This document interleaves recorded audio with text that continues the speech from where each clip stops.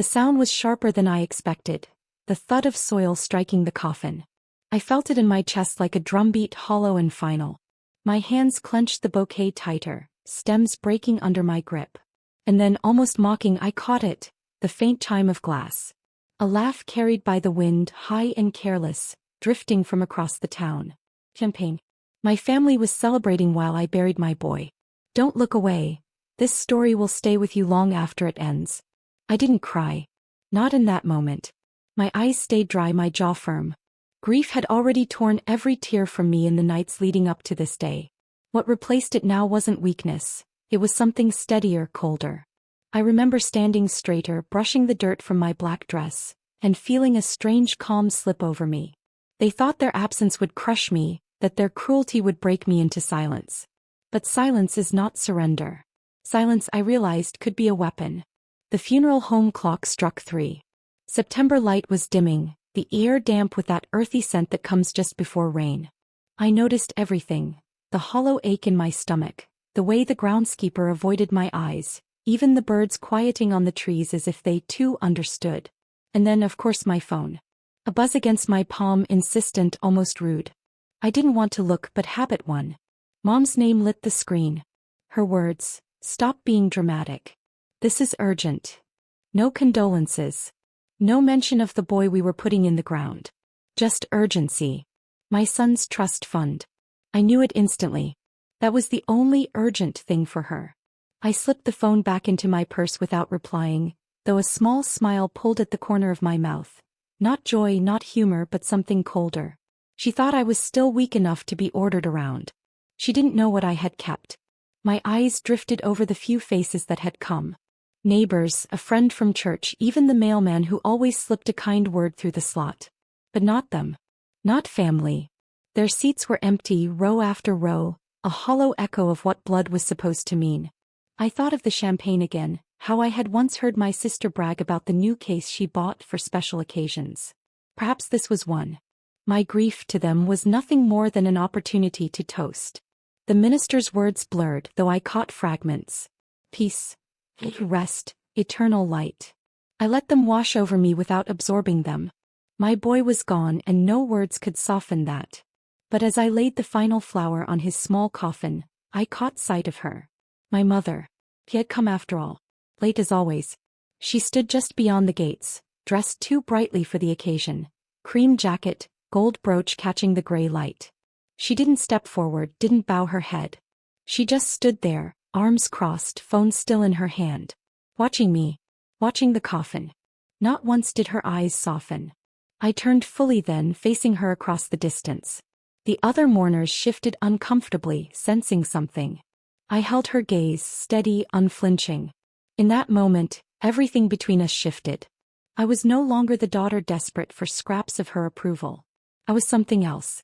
The groundskeeper cleared his throat, trying to draw the service to a close. People murmured, offered half-hearted condolences, drifted toward their cars. Till she stood there. And I, instead of walking away, stepped closer. Each click of my heels on the wet stone path sounded like a clock ticking. I stopped just a few feet away, the coffin still in sight behind me. "You missed the burial," I said softly, my voice even, calm. Her mouth tightened. "You didn't need to make such a spectacle. We'll discuss what matters later." What matters? My boy's body was not what matters. To her, it was the account, the money, the trust she had circled like a hawk even before his illness. I didn't argue. Not then. I let her believe she had won the first round. Because I had something she didn't know. Something tucked away where even she couldn't reach it. I adjusted my purse on my arm, letting the silence stretch. Silence unsettled her. It always had. She hated not being in control of the conversation. And so she broke it. "You're not strong enough to handle this alone," she said. "You'll need help with the paperwork." I tilted my head as if considering. Inside, though, I was already piecing the steps together. The papers I'd hidden. The signatures I'd memorized. The records she thought I never noticed. My advantage wasn't strength in numbers. It was knowledge. And knowledge, when used right, is sharper than any blade. The clouds rolled darker and the first drop of rain struck the ground between us. She flinched slightly, annoyed at the weather daring to interrupt her control. I welcomed it. The sky at least was honest. Behind us, the groundskeeper began lowering the coffin. The chains rattled, metal against metal, heavy and final. I watched her eyes flicker toward it, just briefly. There was the smallest crack in her mask. Not grief, no, but calculation. And in that crack I saw everything I needed. "You should go," I said quietly. "It's about to rain." For a moment I thought she'd argue. But instead she turned on her heel, muttering about wasted time, her perfume trailing sharp and sour behind her. I stood there long after she left, letting the rain wash the dirt from my shoes, letting it soak into my hair. My body trembled, but not from the cold. It was something else, something electric under my skin. I wasn't broken. I wasn't powerless. I had been underestimated, and that was the greatest advantage of all. As the last car pulled away, I placed my hand on the wet coffin lid, whispering to my boy that I would not let them win. Not this time. The world thought I was alone, but alone is where the sharpest edges are forged. When I finally left the cemetery, the rain had turned to a downpour. My dress clung to me, heavy, but my steps were light. For the first time since his illness, I felt clarity. And though I didn't know every step yet, I knew one thing with certainty. This story was no longer about loss. It was about reckoning. And reckoning was only just beginning. The rain hadn't stopped by the time I reached home. My dress clung to me, damp and heavy, but I didn't bother changing. I walked straight into the kitchen, leaving wet footprints across the linoleum floor. The house smelled faintly of coffee gone cold and the lavender candle I'd lit that morning, but even those soft smells couldn't settle the storm inside me. I placed my purse on the table, opened it, and pulled out the phone. Mom's message still glared back at me. "Stop being dramatic. This is urgent." My thumb hovered over the screen. I could reply. I could ask her what she meant, though I already knew. But instead I set the phone face down on the table and let the silence stretch. I boiled water for tea, the whistle sharp and steady, filling the kitchen with steam. My hands shook as I poured it, not from grief but from the strange energy building inside me. I replayed the moment at the cemetery, her eyes flicking toward the coffin, her irritation at the rain, her perfume stinging the air. It was all so calculated. I understood then. My boy's life had never been sacred to her. His trust fund was all she saw.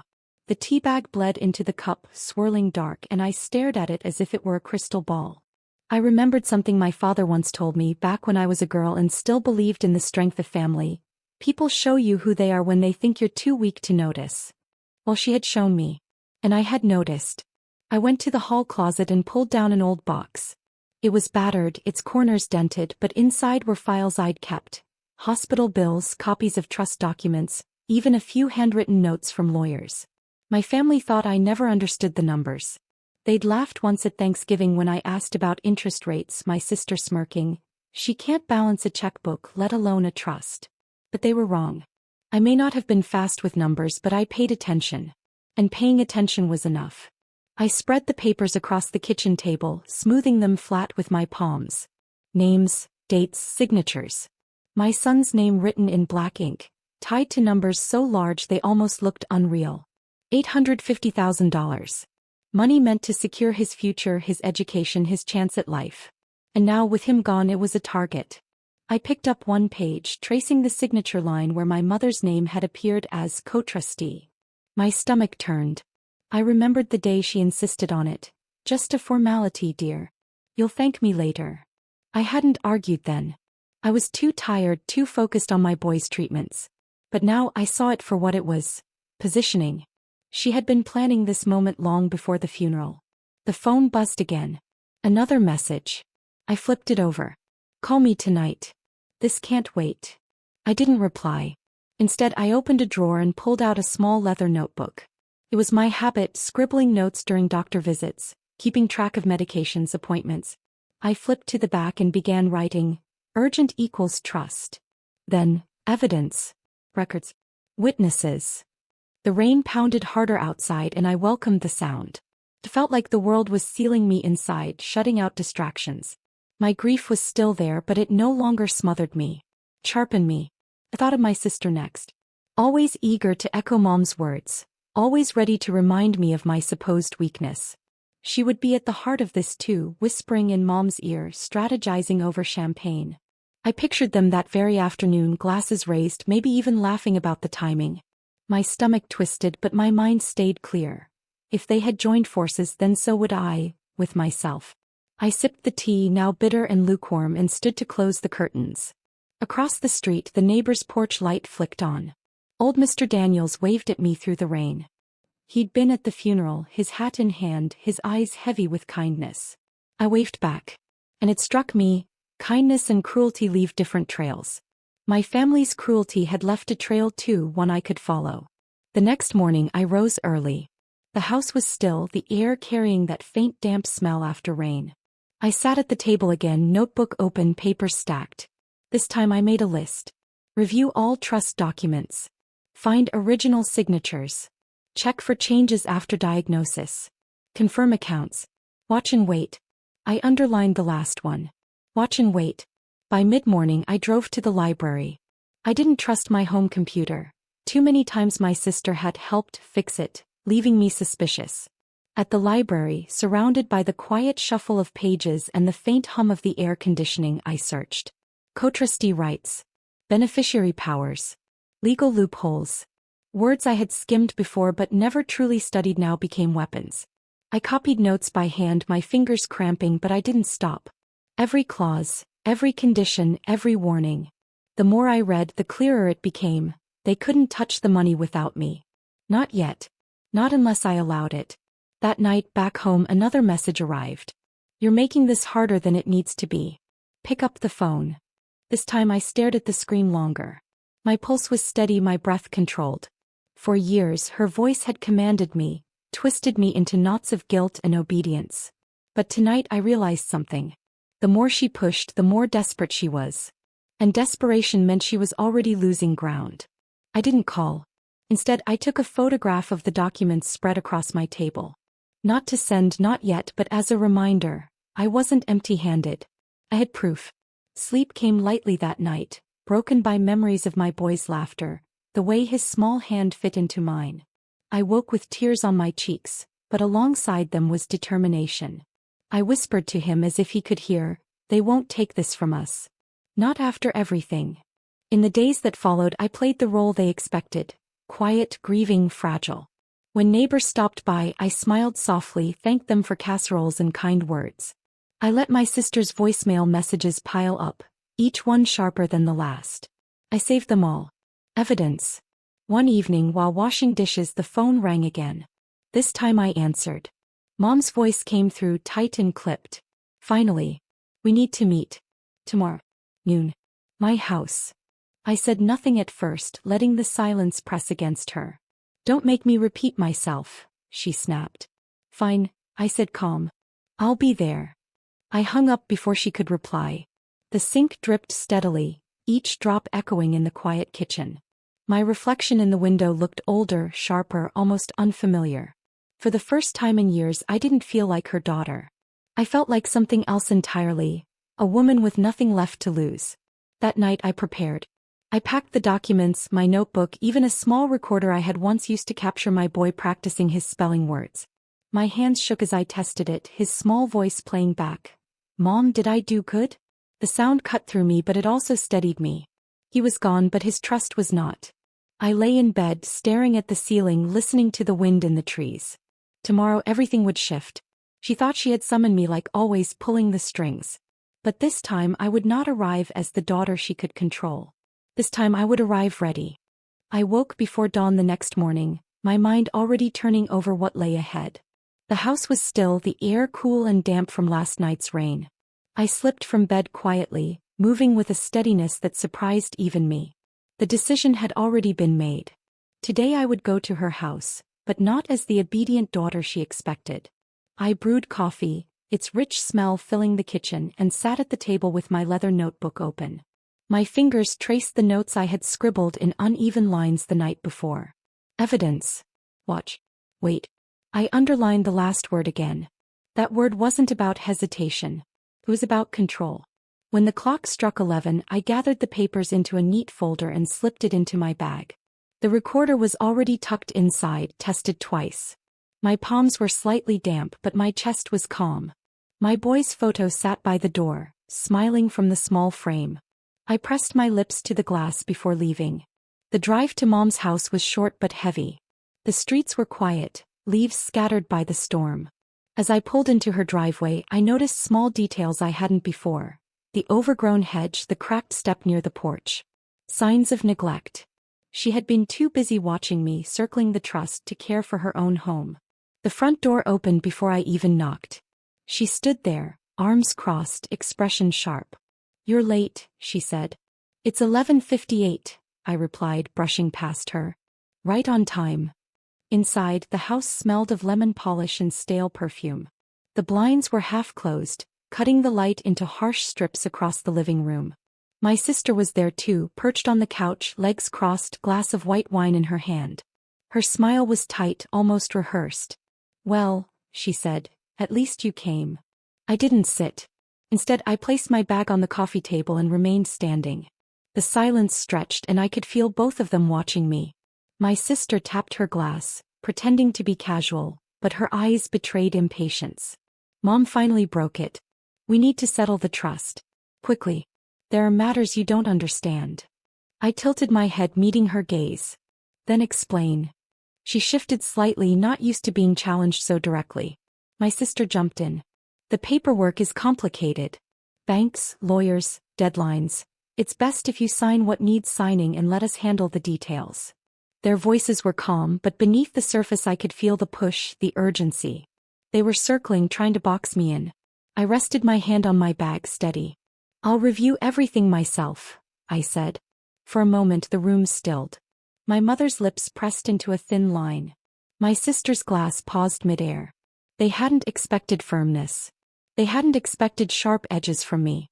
Mom finally leaned forward, her perfume cutting through the room. "Don't be foolish. You're grieving.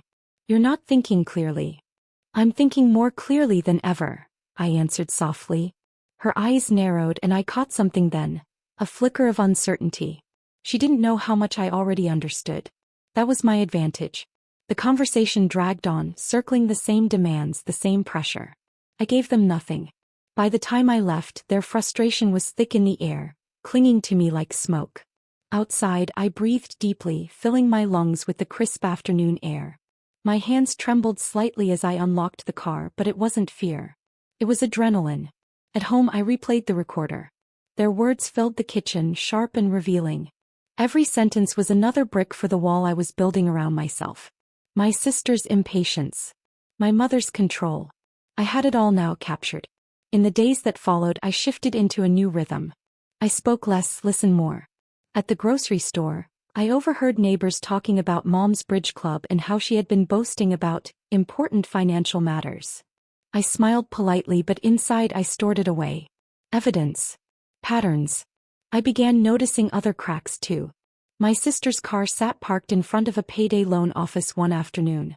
She hadn't seen me watching from across the street. Later I found out she had debts deeper than she ever admitted. Suddenly, her eagerness to push papers under my nose made sense. I returned to the library often, digging further into trust law, making copies, highlighting passages. Each discovery was like a piece of a puzzle falling into place. My hands cramped from writing, my eyes burned from reading, but I pressed on. Every detail gave me sharper edges. At night, alone in the quiet house, I rehearsed conversations out loud. Calm phrases. Steady tone. No tears, no shouting. I practiced silence too, letting it stretch until the other side broke. It was strange hearing my own voice so firm, so controlled. Strange but powerful. One evening the phone rang. My sister's voice was tight. "We need another meeting." "No," I said simply. "You don't understand what's at stake." "I understand perfectly." Her breath caught, then the line went dead. I placed the receiver down slowly, almost tenderly. Each refusal, each calm no, felt like laying another stone under my feet, building something stronger. But the weight of it all pressed on me too.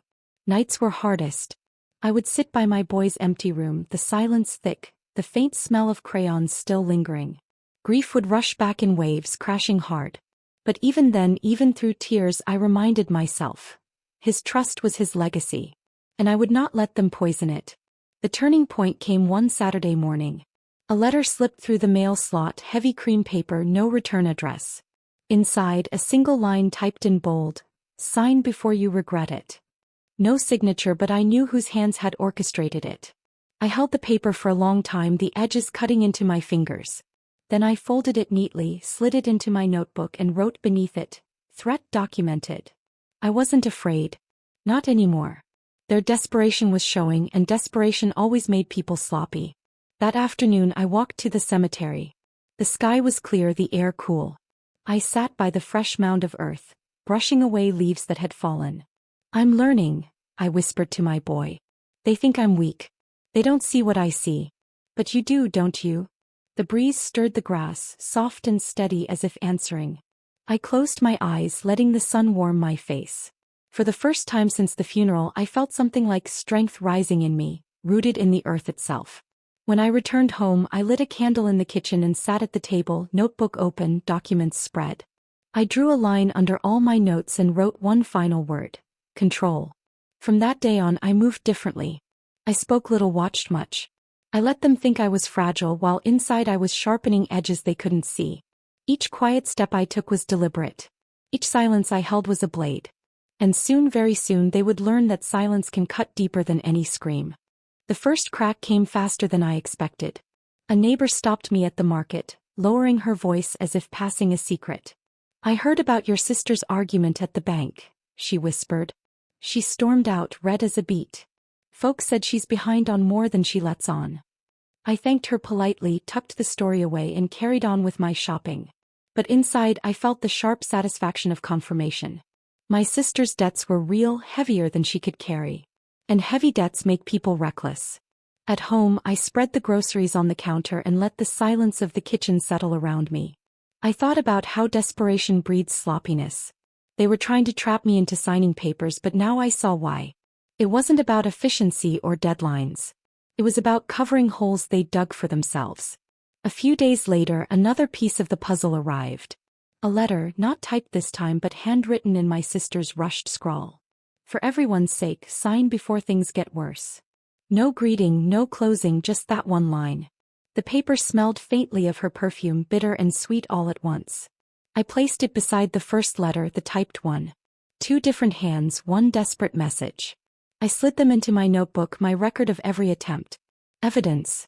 That evening, I lit a candle and sat in the living room with my notebook open. The flame flickered, throwing shadows across the walls. I traced the ink of their words and let myself imagine what worse meant to them. Not grief. Not loss. Worse to them was exposure. Reputation. Money slipping through their fingers. The next morning I decided to test the waters. I called my mother, voice calm. "You've been busy," I said. Her tone sharpened. "What are you talking about?" "The letters. The pressure. The urgency." There was a pause, then a clipped laugh. "You're imagining things." "No," I said evenly. "I'm writing them down." Silence. Thick, heavy silence. I could almost hear her grinding her teeth. Finally she hissed, "Careful, dear. Records can be dangerous things." "Only for the guilty," I replied and hung up. After that call things began to shift. Word trickled through town. Mom had been skipping her bridge games. My sister had canceled a luncheon. Neighbors whispered about unpaid bills, hushed voices carrying across fences. The champagne crowd was thinning. One evening I walked past their favorite restaurant and saw them through the window. The two of them at a corner table, heads bent close, no laughter, no glasses raised. Their faces were drawn, pale under the dim light. I stood outside for a long moment, unnoticed, until the waitress glanced at me with pity in her eyes. At home I pulled out a shoebox I hadn't opened in years. Inside were photographs. Birthdays, holidays, smiles that looked genuine once upon a time. I spread them across the table. Mom with her brooch sparkling, my sister grinning wide. And me, younger, softer, believing in family. I stared at those images and realized the people in them were already gone. The only thing left now was the shell of greed they'd built around themselves. I began moving more carefully, deliberately. When my sister called again, her voice was sharper than ever. "You can't drag this out forever." "I'm not dragging anything," I said. "I'm simply waiting." Her laugh cracked, brittle. "You think you're clever. But you'll regret it." I let the silence hang until she hung up first. That night I wrote in my notebook, "They are unraveling." Days bled into weeks, each one carrying fresh proof. A church friend mentioned seeing Mom arguing in the parking lot, her voice raised for all to hear. A cousin from out of town called to say rumors were spreading about financial troubles. Every whisper was another thread pulling loose from the fabric they had tried to weave. I stayed quiet. No outbursts, no accusations. Just watching. Just waiting. One afternoon I returned from the store to find an envelope taped to my door. Inside was a torn photograph. Me and my boy at his 7th birthday. The cake, the candles, his wide smile. Across the back, scrawled in heavy ink, "Don't make this uglier than it has to be." My hands shook, but not from fear. From rage. They had crossed a line, using his memory as a weapon. I pressed the photo to my chest, tears stinging my eyes, then slid it carefully into my notebook. Another piece of evidence. Another crack in their mask. That night I couldn't sleep. I sat in the kitchen with the candle burning low, the air thick with wax and smoke. I whispered to my boy's picture on the wall, "They think they can scare me. They don't know me anymore. They don't know what you've made me." The following Sunday I walked into church head high. People turned, some with sympathy, others with curiosity. I sat in the front pew, silent, steady. After the service, as folks gathered in small groups, I caught fragments of conversation. "Her mother wasn't there for the funeral. The trust money, did you hear? Shameful, really." I didn't start those whispers, but I didn't stop them either. I let them spread, natural as wildfire. By late afternoon my sister called again, her voice shaking. "You're poisoning people against us." "I haven't said a word," I answered truthfully. "They're turning on us. Maybe they're just seeing clearly." Her sob on the line was short, sharp, cut off as she hung up. That evening I walked to the cemetery again. The sun was setting, painting the sky in streaks of gold and crimson. I stood by the mound of earth, brushed away a fallen leaf and whispered, "It's working. They're falling apart." The wind stirred, carrying the faint sound of church bells in the distance.